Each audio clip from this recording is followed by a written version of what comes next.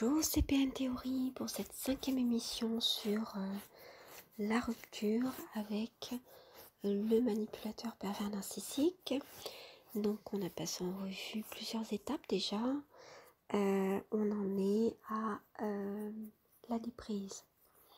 C'est-à-dire comment est-ce qu'on arrive à sortir de l'emprise, de cette emprise avec le pervers narcissique qui perdure, je vous le rappelle, même après une rupture effective concrète avec si vous avez une vie commune, chacun de son côté par exemple. Donc je vous ai dit qu'il y avait pas mal d'allers-retours, le pervers narcissique, qu'il soit charismatique ou qu'il soit araignée, et c'est de conserver, c'est vraiment leur priorité, de conserver cette emprise sur vous. C'est leur priorité. S'il y a des enfants, la priorité n'est pas du tout les enfants, mais c'est plutôt continuer à avoir cette emprise sur vous, que vous soyez femme ou que vous soyez un homme, pardon. Alors, je voudrais faire un petit aparté avant de parler de la déprise sur les araignées. Comment est-ce qu'ils sont? Parce qu'effectivement, il y a peu de personnes sur YouTube où, j'ai vu, je n'ai pas vu ce profil décrit, alors que par expérience, je peux vous en parler, mais je n'ai pas vu ce profil décrit sur YouTube, et donc ça peut être intéressant pour les personnes qui ont rencontré donc des araignées ou qui pensent en avoir rencontré. Alors, la différence avec les personnes charismatiques, et c'est ce qui fait que justement on ne se méfie pas du tout, et on peut d'ailleurs, après avoir rencontré un pervers narcissique charismatique, rencontrer une araignée et penser qu'on ne craindra rien avec cette personne, qu'elle soit femme ou homme, parce que, en premier abord, c'est une personnalité très différente, un comportement extrêmement, aux antipodes en fait du charismatique. Alors, le manipulateur pervers narcissique ou la manipulatrice perverse narcissique araignée, c'est quelqu'un de plutôt réservé, qui va peut-être fuir votre regard, ne pas trop parler, rester sur la réserve, vous allez peut-être pas la remarquer tout de suite, et c'est cette timidité qui va faire qu'en fait vous allez vous dire bon, je pense que je crains rien avec cette personne parce que elle semble avoir tellement peu confiance en elle que franchement je pense que j'ai plus confiance en elle qu'elle, que cette personne. Donc en fait c'est ce qui fait que vous allez penser qu'elle est complètement inoffensive pour vous, et que vous allez plutôt donner, aller vers elle, voire même la prendre en pitié, parce que justement, elle peut utiliser la pitié comme une arme, et vous ne vous rendrez compte de rien à ce moment-là. Vous penserez que vous aidez tout simplement quelqu'un, alors qu'en fait, c'est quelqu'un qui vous a très bien repéré et qui va essayer par, sa passivité, par...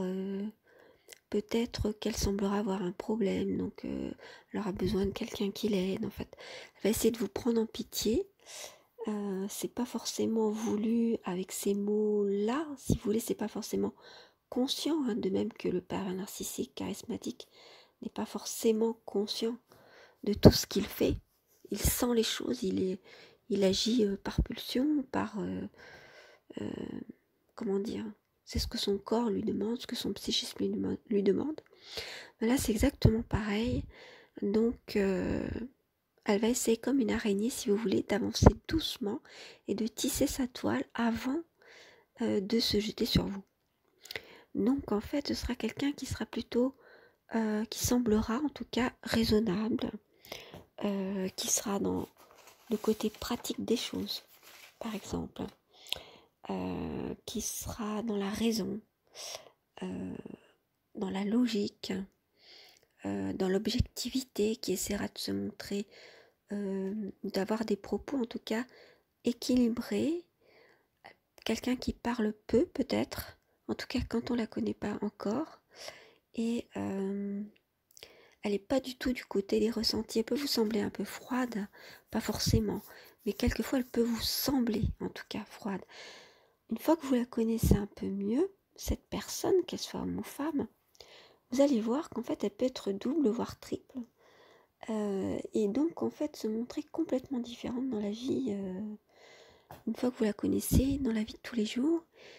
Alors si c'est une femme par exemple, elle peut carrément vous étonner si vous êtes un homme, parce que elle vous semblait par exemple cette petite femme fragile, timorée, pas confiance en elle, qui n'a pas confiance en elle, et voire même timide ou en tout cas, comment dire, jouer, sembler, après vous verrez que c'est un jeu mais au début vous ne le savez pas, naïve, et en fait, ou alors être absorbée par son rôle parental, si c'est une mère par exemple, pour montrer que c'est une bonne mère, vous voyez. Et donc en fait elle va rentrer dans ce rôle de la bonne mère qui ne parle que de ses enfants, qui fait attention à tout ça. Donc si vous avez des enfants, elle fera attention à vos enfants, enfin c'est ce qu'elle veut dire, sans le dire en gros, hein, ce que vous remarquez. Ou alors euh, dans la femme qui n'a pas eu beaucoup d'hommes, si c'est une femme, là je continue sur le portrait de la femme, et donc elle vous semblera complètement inexpérimentée, trop timide, pas sûre d'elle parce qu'elle se sent peut-être disgracieuse ou ce genre de choses. Donc vous allez au début être là pour l'aider et puis finalement vous serez dans ses filets. Donc c'est peut-être quelque chose qui va commencer comme de l'amitié, que ce soit un homme ou une femme. Si c'est un homme, c'est quelqu'un qui sera assez taiseux, assez mystérieux, qui parlera peu et qui va pas vous sembler dans le ressenti, dans le cœur, vous voyez, proche de vous, proche du cœur, comme peut l'être la séduction du charismatique. Là, c'est pas du tout le cas. C'est plutôt quelqu'un qui va essayer de vous avoir par son côté pratique, son côté, si c'est une femme, bonne ménagère, si c'est un homme, bon gestionnaire ou bon père, euh, absorbé par tout ce qui est technique ou pratique, rationnel, et qui sera pas dans du côté des ressentis, de l'affection, du symbolique. C'est quelqu'un qui peut être froid, etc. Mais vous vous dites, bon, allons voir ce qu'il y a derrière, ou alors commençons comme de l'amitié, et voyons. Et puis après, cette personne va se révéler petit à petit possessif, même en amitié, même si c'est simplement une amitié. Vouloir, oui, voilà, c'est ça, vouloir imposer ses idées au niveau rationnel. Donc ça peut effectivement vous rassurer si vous avez besoin justement d'une base, de vous ancrer dans le matériel, et que vous aviez rencontré jusque-là quelqu'un de charismatique qui était plutôt obsédé par son image. Alors là vous vous dites, bah tiens, c'est quelqu'un qui n'est pas du tout intéressé par son image, qui peut-être n'a pas confiance en lui. Donc je pense que c'est pas quelqu'un qui est pervers narcissique, ou quelqu'un dont je peux me méfier. Donc allons-y, ne nous méfions pas. Et c'est là qu'en fait le piège va se refermer, parce que ces personnes vont se montrer, dès que vous aurez mis le pied chez elles ou chez lui, chez cette personne, se montrera au contraire, voilà, donc d'abord extrêmement possessif, extrêmement exigeant, ou en tout cas ça ira crescendo, sous couvert de perfection. Sous couvert tout simplement de désir de perfection, parce que cette personne veut absolument se montrer parfaite, faire les choses exactement comme il faut, parce que elle veut vous avoir, non pas par la séduction, mais elle utilisera d'autres armes. Donc je dis elle, la personne, ça peut être un homme ou une femme, que seront par exemple les qualités de bon père, bonne mère, bon gestionnaire, personne raisonnable, voilà. Elle peut aussi vous avoir par la pitié, essayer de se montrer en tant que victime justement d'une ou d'un manipulateur pervers, et en parler. Et donc justement si elle en parle et qu'elle se dit victime, vous vous dites, ah bah alors elle ne peut pas être perverse ou il ne peut pas être pervers parce que sinon il n'en aurait pas parlé de cette manière. Vous voyez ? Donc justement, il y a aussi ce piège qu'ont certains manipulateurs pervers, y compris les charismatiques, c'est de se faire passer pour une victime, ou en tout cas, de même se persuader, s'auto-persuader qu'ils sont victimes et que leur ex-conjoint était le ou la perverse narcissique. Voilà. Donc, toutes ces choses font qu'on ne se méfie pas. Donc, ce sont des personnes qui peuvent être froides et se montrer après beaucoup plus chaleureuses, plus vous les connaissez, mais pour que vous rentriez dans une relation amoureuse, parce qu'ils savent très bien que s'ils ne se montrent pas à un moment donné chaleureux, un peu plus, chaleureux et proche de vous, ils n'arriveront pas à avoir de relation amoureuse avec vous et donc vous avoir.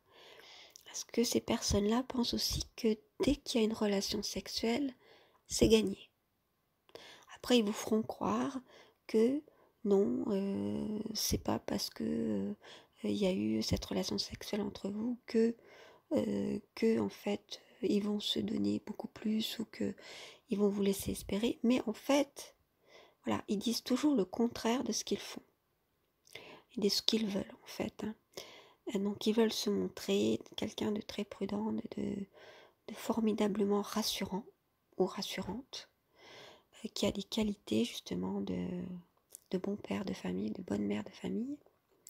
Et puis après, quand il y aura une relation sexuelle, bizarrement, alors ça c'est ça qui est assez déroutant,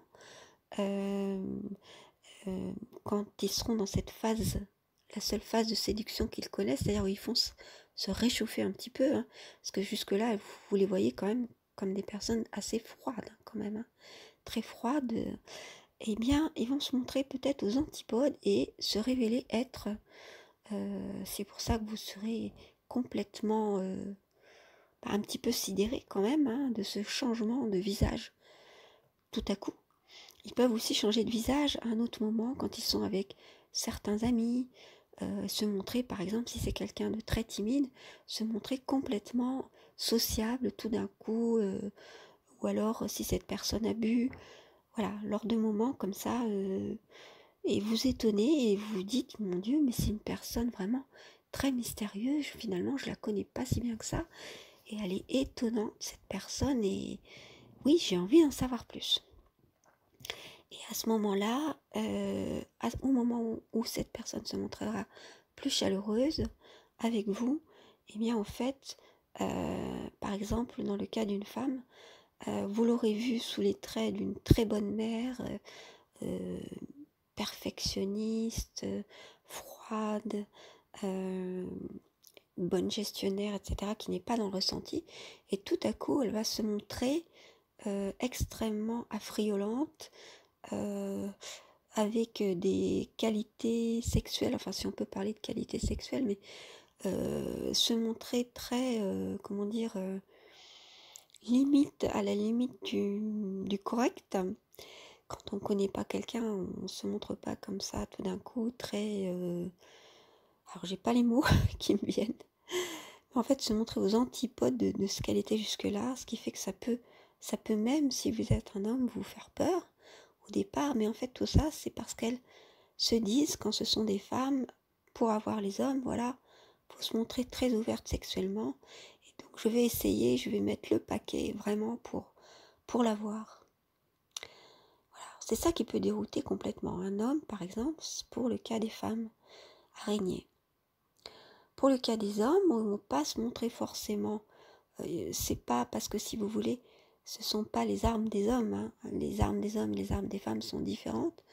Enfin, les armes, je veux dire les armes, c'est-à-dire les filets, hein, je dirais, plutôt que les armes, parce que quand même, sont très différentes. Donc a priori, l'homme va plutôt jouer la carte de l'assurance, hein, quelqu'un sur qui on peut compter, l'assurance financière ou l'assurance ou la force physique, ou l'assurance parce que ce sera quelqu'un, il sera un bon père de famille, qui essaiera de se montrer parfait, le gendre idéal, etc.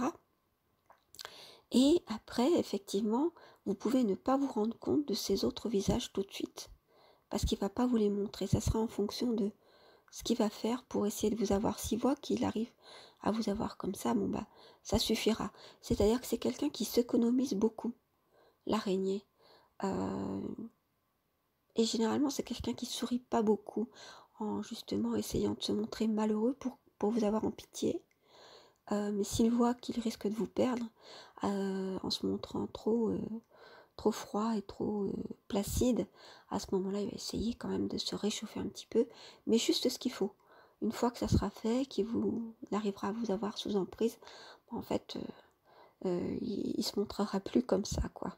Voilà. Et à ce moment-là, c'est uniquement lorsqu'il risquera de vous perdre, donc vous ne serez pas plus sous emprise, qu'à ce moment-là, il se montrera sous un autre visage que vous n'avez jamais vu, quoique si vous avez bien observé la chose, vous aurez pu voir qu'il peut changer de visage rapidement et du tout au tout, ce qui peut vous avoir glacé le sang et vous avoir sidéré ou vous avoir éloigné et fait peur, et tant mieux parce que effectivement, ce sont des personnes qui sont quand même assez dangereuses, en tout cas qui ont un comportement qui peut être dangereux pour vous. Eh bien, à ce moment-là, il va se montrer sur un jour complètement, ça peut être complètement déchaîné, de violence physique ou de violence morale, ou il peut se mettre à vous crier dessus alors que c'est quelqu'un qui n'aura jamais crié pendant des années avec vous, voyez, parce que vous étiez complètement sous emprise, mais se montrer complètement différent, se montrer sociable et à l'aise, alors que ce sera quelqu'un qui sera plutôt timide et puis qui aura eu qui n'osera pas certaines choses, certains comportements, quoi, qui sera pas à l'aise. Donc c'est pour ça que il faut faire très attention à ce genre de profil. Voilà, donc je pense que j'ai assez décrit quand même le profil de l'araignée. Et effectivement, beaucoup de personnes me disent qu'elles retrouvent les pervers narcissiques sous le profil de l'araignée et qu'effectivement, elles n'auraient jamais pensé que c'était des personnes qui pouvaient être à ce point,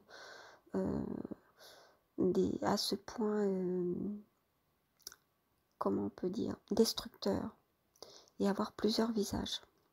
Donc, ils cachent effectivement bien leur jeu. Alors, j'arrête sur le profil de l'araignée. Alors maintenant, je vais essayer de vous parler de tout ce qui peut se passer et qui peut être un frein à cette fameuse déprise. Alors, il va y avoir une bataille juridique généralement, que ce soit pour les enfants, pour de l'argent, pour un magasin, pour tout ce que vous avez en commun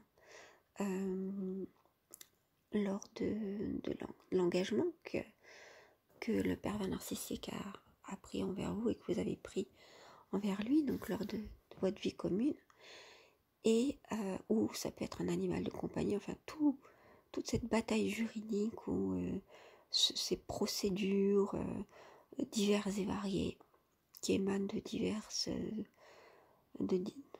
secteurs en fait. Donc il faut savoir que à chaque fois qu'il y aura un calme dans votre vie, parce que vous aurez l'impression que le pervers narcissique se calme, qu'il vous laisse tranquille, sachez qu'il faut se méfier, parce que c'est justement là, lorsque vous aurez gagné une bataille, parce que c'est vraiment comme ça qu'il voit les choses, lorsque vous aurez réussi quelque chose, soit avoir la garde des enfants, ou avoir une relation pérenne avec quelqu'un d'autre, ou à vous en sortir financièrement, ce genre de choses, ou à vous sortir de ses griffes en fait, bah à chaque fois pour lui, c'est un affront. C'est un affront. Il le voit comme ça. Et donc, il décidera de chercher à se venger, même si c'est pas tout de suite. Donc, il va chercher des stratégies pour se venger dans plusieurs mois, etc. Donc, sachez que il peut, derrière votre dos, entamer une procédure, par exemple, pour vous accuser d'avoir fait quelque chose sur les enfants, ce genre de choses. à chaque fois que vous croirez avoir la vie tranquille, jusqu'à ce que vous ne soyez plus sous emprise et qu'il ait compris que vous n'avez plus peur de lui. Et ça, quand ça arrivera, il va le sentir dans vos yeux et vous allez le sentir, vous allez voir qu'il l'a vu. Et à ce moment-là, il vous laissera vraiment tranquille. Voilà. À ce moment-là, c'est une autre bataille, c'est-à-dire qu'il va s'en prendre aux enfants et essayer, si vous avez des enfants évidemment, c'est-à-dire que ce ne sera plus vous qui serez la cible de cette perversion, de cette manipulation, de ces agressions. Ce sera l'enfant que vous avez en commun ou les enfants que vous allez avoir en commun. Comment il s'y prendra, ça j'expliquerai ça dans une autre vidéo. Déjà, je peux vous donner quelques pistes. Ce sera en montant les enfants les uns contre les autres, ou en montant les enfants ou un des enfants contre vous. Voilà, pour que vous ne soyez plus aimé de vos enfants, que vous soyez un homme ou une femme, ou que vous ne soyez plus estimé de vos enfants, ou que vos enfants n'aient plus confiance en vous, ou que vos enfants pensent que vous êtes la cause de tous les problèmes et que lui ou elle est une victime. Voilà ce qui va se passer. Ensuite, lorsque vous n'êtes plus sous son emprise, alors il ne faut pas avoir peur et se dire mais alors moi il faut que je me sacrifie pour que mes enfants ne soient pas sous emprise. Non, pas du tout, parce que c'est pas comme ça que ça fonctionne, parce que de toute façon il cherchera à avoir les enfants sous emprise, même si vous continuez à l'être et à jouer au chat et à la souris, à monter les gens les uns contre les autres, car il adore semer la zizanie. Alors je dis il ou elle. Et il continuera jusqu'à la fin, c'est-à-dire que jusqu'à ce que les enfants ne soient plus sous emprise, jusqu'à ce qu'ils comprennent ce qui s'est passé. Voilà, donc de toute façon, elle est inévitable, c'est-à-dire une fois qu'on a mis le pied dans une relation comme ça, avec un pervers narcissique, ou avec une perverse narcissique, il faut savoir qu'on en a jusqu'à la fin de sa vie, de toute façon. Quand il y a des enfants, ou quand il y a un bien en commun, ou des choses comme ça. Encore, si ce n'est qu'un bien en commun, et si la relation a duré peu de temps, vous pouvez espérer vous en détacher une fois que le problème sera résolu juridiquement, même si vous avez perdu des plumes, de l'argent, un statut social, enfin des choses comme ça. Mais vous pourrez enfin tirer un trait quand même. Tandis que lorsque vous avez des enfants avec lui, c'est jusqu'à la fin de votre vie, parce que évidemment les enfants, vous continuez à vous en occuper, et donc il va continuer à tirer les ficelles. Alors il y a uniquement le cas où le pervers narcissique meurt, ou alors le ou la perverse narcissique, et encore parce que les enfants, ils peuvent avoir tellement bien calculé son coût que les enfants peuvent être persuadés pendant longtemps encore et vous en vouloir parce qu'ils sont persuadés que c'est vous qui êtes à l'origine, non pas de la mort quand même, pas ça, mais de leur séparation, de votre séparation et de tous leurs problèmes, parce que c'est ce qu'il va dire aux enfants évidemment. Voire il va tout inverser, c'est-à-dire tout ce que lui a fait, lui ou elle, il va effectivement dire aux enfants que c'est vous qui l'avez fait. Par exemple, s'il vous a tapé dessus, ou si elle vous a frappé, cette perverse narcissique, eh bien, il va finir par dire, même des années après, que finalement, que c'est vous qui l'avez frappé. Si c'est lui qui est parti, ou elle qui est partie, il va dire le contraire. Voilà. Si c'est vous qui avez tout fait pour financer les études des enfants, il va dire que c'est lui ou que c'est elle qui l'a fait, le pervers narcissique ou la perverse. Voilà, il va tout inverser dans la tête des enfants, semer le trouble. Voilà. Surtout, il va vous redéfinir pour leur retourner le cerveau, pour que eux croient ce qu'il veut qu'ils croient. Tout en, alors il y aura cette partie sur les enfants, et il y a aussi le fait qu'il est extrêmement jaloux de leur réussite en études sociales, financières, bon, amoureuse, si lui en plus n'arrive pas à trouver quelqu'un de stable. Donc en fait, il va être extrêmement jaloux, donc il va essayer de saboter en fait leur réussite. Alors que vous, de votre côté, vous allez essayer de tout faire pour qu'au contraire, vos enfants réussissent, quand bien même ils se retourneront contre vous. Normalement, une personne saine, ce sont vos enfants, donc vous ferez tout ce que vous pouvez pour qu'ils soient heureux, même s'ils vous rejettent. Et si vous avez compris qu'ils vous rejettent, évidemment, à cause de leur autre parent pervers narcissique. Mais lui n'aura aucun scrupule à le faire, tout en disant que c'est vous qui ne voulez pas qu'ils réussissent, qui voulez les garder avec vous, par exemple, ou qui voulez les contraindre, enfin bref, il va complètement retourner leur cerveau, ce qui fait que ce sont des enfants qui non seulement auront vécu une agression perverse dans leur enfance, mais en plus auront vécu la manipulation perverse telle que vous l'avez vécue ensuite. Voilà.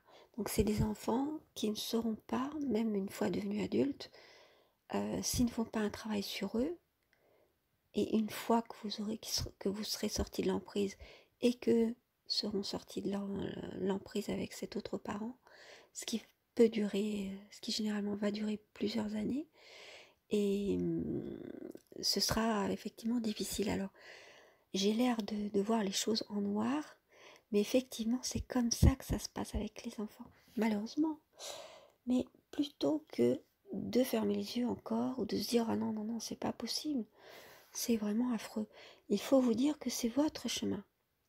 Parce que une fois que vous avez mis les pieds dans une relation perverse et qu'il y a des enfants, malheureusement, c'est comme ça que ça se passe. Tout ce que vous pouvez espérer, c'est si des enfants restent le plus longtemps avec vous, donc que vous en ayez la garde par exemple, et qu'ils puissent ne pas être trop influencés par l'autre parent. Donc si l'enfant est du même sexe que l'autre parent pervers narcissique, il y a des chances qu'il soit quand même, même si c'est vous qui en avez la garde, très influencé par cet autre parent, du fait qu'il l'aura eu comme modèle, parce qu'il sera du même sexe que lui. Par exemple, si vous êtes une femme, que vous avez un ex-mari pervers narcissique, et donc un fils, même si le fils vit avec vous, il verra quand même son père.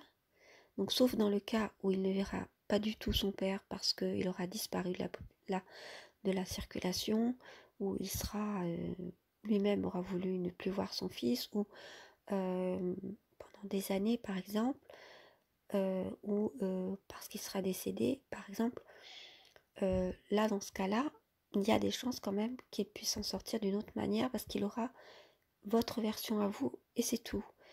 Et il ne subira pas les dommages, voilà, que pourront subir d'autres enfants qui verront cet autre parent. Et si vous êtes une mère, que vous avez une fille et que vous en avez si vous êtes un homme et que vous avez une fille et que vous en avez la garde, elle aura aussi de même plus de chances d'être influencée par sa mère, quand bien même elle la verrait que peu de temps. Parce que c'est sa mère et donc en tant que femme, pour se construire, elle va prendre exemple sur sa mère. Alors hormis le fait, parce qu'il y a toujours cette bataille parentale, cette question de loyauté parentale, donc il y a des cas particuliers, mais effectivement, s'il y a un seul enfant par exemple, il y a moins de risques aussi, parce que, et si vous l'avez avec vous, enfin il y a tout un tas de cas qui sont particuliers, mais il faut savoir que de toute façon, c'est jamais gagné parce que vous en avez la garde, vous voyez, c'est jamais gagné pour ça. Et vous aurez toujours à être prudente, parce qu'à chaque fois que vous pensez que c'est calme, que vous par exemple, vous avez refait votre vie, à chaque fois que l'enfant ira voir son autre parent qui est pervers narcissique, il sera influencé. Voilà.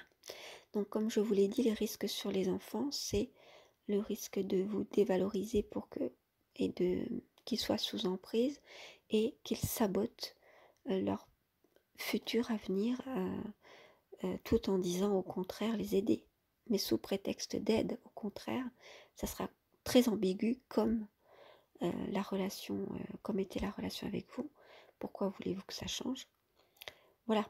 Voilà. Donc en fait, ce qui peut freiner cette déprise, c'est le fait que il essaie de manipuler les enfants et que que finalement vous n'arriviez pas, ni vous ni les enfants, à sortir de cette emprise. Voilà. Donc je crois que je vais arrêter là et qu'on va parler réellement de la déprise, comment ça se passe et de la vie après dans une autre vidéo. Donc je vais avoir besoin d'une sixième émission pour cela. J'espère que cette vidéo vous a plu, vous a été utile. Ne soyez pas, comment dire, défaitiste en vous disant bon bah je vois que c'est quelque chose de trop dur pour moi, je vais pas pouvoir supporter. Non, parce qu'en fait vous allez voir qu'au fil du temps, toutes ces choses que je vous dis effectivement sur les enfants peuvent être difficiles à entendre quand on en est au début d'une rupture ou qu'on n'a même pas encore rompu. Mais sachez que même si vous restez avec le pervers narcissique dans votre vie, les mêmes choses se passeront, c'est-à-dire que dès que vous ne serez plus sous emprise, mettons que vous restez avec lui, donc cette femme ou cet homme pervers narcissique, mettons que vous arriviez à sortir de l'emprise, mais que vous restiez quand même mariés ou ensemble, eh bien de toute façon, il va faire la même chose sur les enfants, parce que c'est en lui, et qu'il sera jaloux des enfants dès qu'ils commenceront à devenir adultes. Voilà, donc il va essayer de leur faire perdre confiance en eux et de saboter leur réussite, tout en disant le contraire, tout en disant que c'est vous qui essayez de le faire. Donc de toute façon, que vous vous sépariez ou non, le pervers narcissique ou la perverse narcissique fera tout pour saboter l'avenir des enfants et pour saboter votre image. Voilà, donc autant se séparer et au contraire essayer de vivre quelque chose de bien qui pourra équilibrer les enfants quand vous les aurez avec vous, que vous soyez un homme ou une femme, et ils pourront voir autre chose, ils pourront avoir une vie stable dans leur enfance et ne pas connaître que l'agression perverse. Ils pourront avoir un autre exemple de couple qui ne sera pas forcément leur couple parental, mais le couple que vous formerez avec une autre personne qui lui sera sain. Et donc ça, c'est extrêmement bénéfique pour eux, pour leur avenir amoureux aussi, puisqu'ils pourront s'aimer eux-mêmes et avoir confiance dans la vie, se dire qu'effectivement, on peut vivre une vie amoureuse réussie. Et puis, vous aurez plus de chance en étant séparés, en connaissant une vie amoureuse meilleure, équilibrante, stable, saine, une meilleure chance de pouvoir vous aimer vous-même et donc transmettre tout cela par imprégnation à vos enfants, ce qui est extrêmement important. Et puis vous pourrez vivre aussi quelque chose d'heureux, parce que avec un pervers narcissique, on ne vit jamais, on n'est jamais heureux ni heureuse. Voilà. Donc c'est tout ce que je vous souhaite, c'est au contraire de rompre pour pouvoir vivre quelque chose d'heureux, pouvoir le transmettre autour de vous, rendre quelqu'un d'autre heureux aussi, ou heureuse, puisque vous rendrez donc quelqu'un d'autre heureux en ayant, en refaisant votre vie, disons. Et puis, parce que vous aurez de meilleures chances d'aider vos enfants, même si ce n'est pas tout de suite, même s'ils sont dans l'emprise longtemps, vous avez quand même des chances à ce qu'ils puissent, à un moment donné, par exemple quand ils deviendront parents eux-mêmes, ou quand ils s'engageront avec quelqu'un dans leur vie amoureuse, ou plus tard, ils pourront renouer avec vous et comprendre ce qui se passe, ce qui se sera passé. Voilà. Donc il ne faut pas vouloir que tout se règle comme ça en une seconde. Tout ça prend du temps, c'est votre chemin, mais effectivement vous avez plus de chances que ça réussisse en rompant avec un manipulateur pervers, plutôt que de rester sous son emprise. Voilà, j'ai terminé pour cette vidéo. J'espère qu'elle vous a plu. N'hésitez pas à me le faire savoir. N'hésitez pas à cliquer sur j'aime, ça me fera très plaisir si effectivement ça vous a été utile. Vous pouvez laisser vos commentaires évidemment, parce que j'ai bien conscience que peut-être que cette vidéo, cette émission va me valoir plusieurs commentaires et je répondrai sans problème. Voilà, au contraire, vous êtes toujours les bienvenus. Alors, je vais terminer là-dessus, vous dire à très bientôt pour une prochaine et surtout, prenez soin de vous.